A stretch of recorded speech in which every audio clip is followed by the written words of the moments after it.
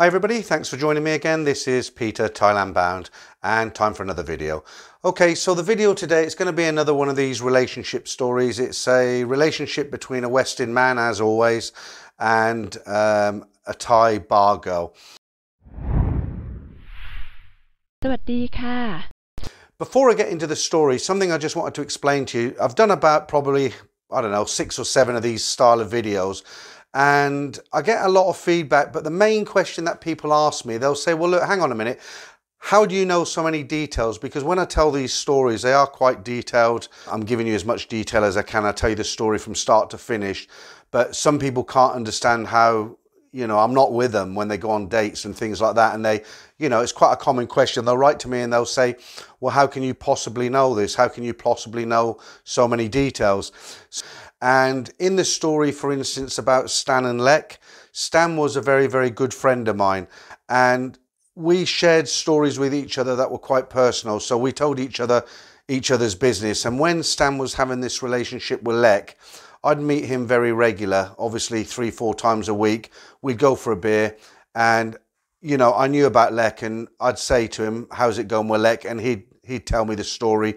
And then obviously I'd get the first-hand information from Stan about Lek. But if you remember that story, if you did view that video, they actually went to the UK and Lek, after Stan died, Lek had actually come back to Thailand. And again, people are like, well, how do you know all these details? So, you know, in the UK, again, some of Stan's friends were also friends of mine. And, you know, obviously, being nosy as I am, you know, I want to find out what's happening. I made a few phone calls, a check up. And then from the Thai side, when Lek went back to her village, it's just a case of joining up the dots. I mean, the information that I've got, I know 100% they went to England. I know about the school. I know about Sam's death, obviously. I know about his funeral because I went to his funeral. We know that Lek went back to the UK. And as I say, the few small bits that I haven't been told, I've had to join up the dots, but I'm pretty sure I'm spot on with these stories. In the case of Mike and Boone, if you remember, excuse me, if you remember, Mike was a young teacher. He'd met Boone in a food court, and he very much fell in love with her. In the end, Boone ran off with a guy called Jack. And somebody wrote to me and said, well, how did you know about Jack? How did Mike know about Jack? We didn't, actually. The reason we found out about Jack was because obviously Boone, we knew some of her friends. They worked in the same area, the same establishments. You know, we met friends of Boone over the coming weeks, months, whatever. So when we spoke to her friends later on, some of them would say, you know, Boone's gone off with this guy. His name was Jack. And again, you know, you join the dots together and that's how you find out. And finally, I'm just giving you 3 examples on these. The story of Thomas and Pla. If you remember, Thomas was an English guy who eventually went out and he met Pla in a shopping centre again. And he bought a kind of a bar/restaurant in Pattaya. And Pla was actually not all she seemed. She'd actually had a Thai boyfriend or a Thai husband. When Thomas came back, they basically cut him out of the picture. He had no money left and he ended up taking a dive off a balcony. In that case, again, Thomas was a very, very good friend of mine. And as this was all happening, I was, you know, I'd meet him. We had constant phone calls. And again, I'd ask him how it was going. And he'd tell me all of his plans step by step. Now, unfortunately, in the case of Thomas, the only thing he didn't tell me about was when he came back on that last trip, because it happened so fast, when he turned up at the bar and Pla's husband or boyfriend and the friends wouldn't let him in there and told him he was basically, you know, he was going to get a kicking if he didn't leave, sort of thing. So I didn't know about that. And then obviously it happened really quick. He checked into a hotel, drank half a bottle of whiskey, dived off the balcony. Then I found out at a later stage, which was very sad because, again, Thomas was a good friend of mine. But for those guys who write in and say, look, how could you possibly know all these details? There's a lot of details in these stories. I hope that's cleared it up. There's 3 good examples there. And I hope that now gives you a better understanding of how I came to find out a lot of the details on these relationships, like the one I'm going to tell you today. So let's start with the story today. And once again, it involves an English guy. I knew him quite well. His name was Kevin, and the lady's name, she worked in a go-go bar. Her name was Yip. I think that's how it was pronounced. But this story took place in Patpong. It was many, many years ago. I knew Kevin, and I also knew Yip. So it was quite strange how this relationship started off between Kevin and Yip. So Kevin was employed by one of the go-go bars in Patpong, and the reason they employed him, in a lot of cases back then, I'm not so sure about these days, but back then the Thais kind of ran the day-to-day running, you know, the drinks, the girls, all that sort of thing. But sometimes they'd have a foreigner as a manager, and he was more of a face, you know, because obviously a lot of foreigners go in these bars. They're not Thais going into these go-go bars in Patpong especially. And sometimes it's easier to defuse a situation if you can bring a foreign guy to speak to another foreign guy. So a lot of them, they did employ foreigners, not particularly for their managerial skills, but more for the fact that they were foreigners, and their business was dealing with foreigners. So Kevin was about 30 years old. And Yip, she was about 25. She'd gone to work in the go-go bars in Patpong when she was about 18, 19. Very attractive girl, very slim, didn't have any children. Usual story, came down from Isan. Now, Mike felt like he was a bit of a Jack the Lad because he was managing a go-go bar. It was, you know, it was a great story when he went out and he met other foreigners on his night off, or his, you know, when he wasn't, if he'd go out for a drink earlier in the evening, he was managing this go-go bar. It was a great story.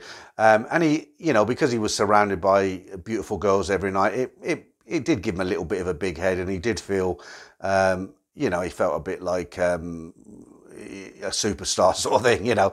Anyway, with Yip, what happened was he knew all the girls, obviously, managed in the bar. He didn't manage the girls. That was done by normally the Mama Sam will take care of the girls.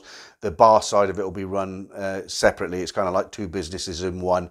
But Kevin, I'll try and keep it clean for YouTube, but he took, let's say it like this, he took Yip home one night to his room, and they spent a very nice evening together, if that makes sense. Hopefully you'll get my drift there. And that's all it was. It was nothing more than that. Kevin didn't have any feelings for Yip. She just thought, well, he's a manager, and that's how it works over there. Sometimes, you know, the girls tend to think the managers have got that kind of right. If they're managing the bar, then that's a perk of their job. And as a bar girl, you don't really want to turn them down. That's how it works a lot of the time over there. So as far as Yip concerned, she went back with Kevin. It was more kind of to keep in good standing with the management, as it were, Kevin. And Kevin, it was just a free night of pleasure for him, we'll put it that way. And nothing more. And in the morning, they went their separate ways, or I think Yip probably left a bit earlier. They didn't tend to stay all night. And that's all it was, nothing more than that. A few nights went by, Kevin's working in the bar, same sort of thing. He gets friendly with Yip. They have a little chit-chats in between her dancing. And, you know, he thinks he's onto a good thing, because basically he's taking this go-go girl back to his room. Obviously, it's costing him nothing. It's a perk of the job. And he takes her again. And this happens probably 3 or 4 times. Unfortunately, what happens is, as what always happens in these stories, it begins with Kevin onto a good thing. He's got Yip available to him. Yip's thinking, no problem for her. It's a job at the end of the day, and Kevin's a manager. But after sort of a good few times, 3 or 4 times, the inevitable happens, and Kevin starts to develop feelings. And this always happens, guys. So he couldn't really do a lot about it. It's not like he could turn around to Yip and say, right, I want you to stop dancing, because one, he couldn't support her. Bar managers in those days were paid very, very little money. A lot of them did it simply because they had access to free alcohol. The customers would always offer them a drink, and they didn't pay for their drinks. And a lot of foreign bar managers in those days, especially in a place like Pattaya, they were hardcore alcoholics. And that's, you know, they had a room. I know I'm deviating a little bit from the story, but I just want to give you a background on how it worked with the management and the bars. So a lot of these guys, they had a room above the go-go bar, nothing special, but it was free. You know, they could eat out on the street for 40 baht, but they were alcoholics, and they had access to a lot of alcohol, which they didn't have to pay for. So the small salary was irrelevant, really. They're all single. So back to the story. Next station, Siam, interchange with Sukhumvit line. Doors will open on the right-hand side of the train. So Kevin is now starting to develop feelings for Yip, and what he does, he tries to suppress the feelings, and he's a big boy, he's grown up, he does realise the ways of the world. He doesn't like it, but he realises, there's not a lot he can do about it really. But what he does do, he starts to get a little bit closer to her, as in they meet up in the daytime. He's never done that before. It was just a case of being at work, the bar closed, they might have a bite to eat outside at 2 in the morning, 3 in the morning when the bar closed, back to his room, which was quite close to Patpong, and Yip would stay, and then she'd go on away, and that was it, and back to work the next day. Nothing more than that.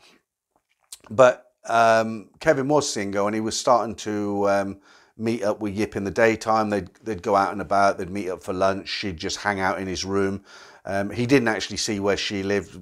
Most of the bar girls, they share 3 or 4 girls, 2 minimum, so it's not really convenient to have a guy around there. So she used to go around to his place, she'd take him some food sometimes, which he liked. It was quite nice, little bit of attention there. He'd, he didn't have to go out to get his food.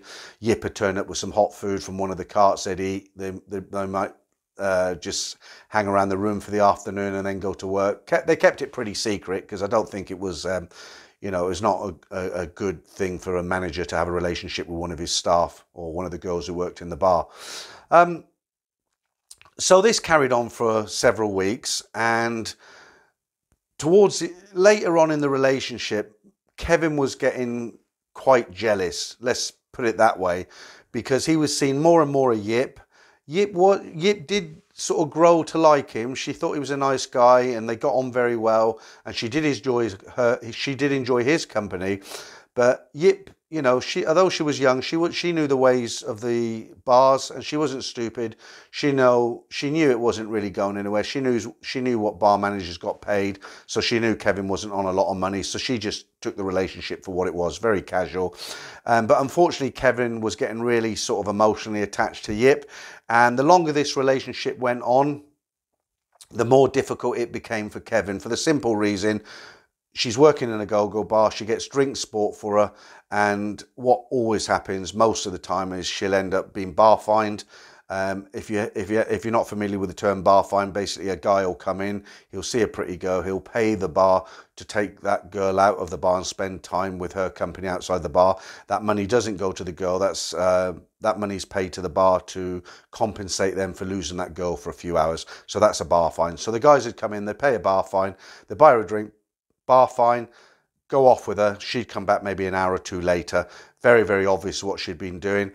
She's very pretty. She was quite young. Sometimes she'd do this 2 or 3 times in an evening. Now, you can imagine from Kevin's side, he's quite emotionally involved with Yip now, and he has to watch this. So every night, different guys from around the world, they come in there, they'll buy her a drink, they'll sit and talk to her, hands all over her as they do in the bars. And eventually she goes into the back locker room, comes out with her jeans and t-shirt on, and off she goes with this guy. Comes back, she might do it a second time, and it was driving Kevin crazy.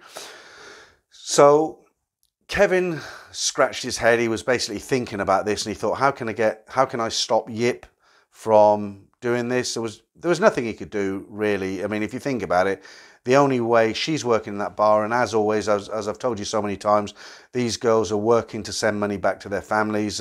Yip didn't have children, but she did have family, and she was sending money.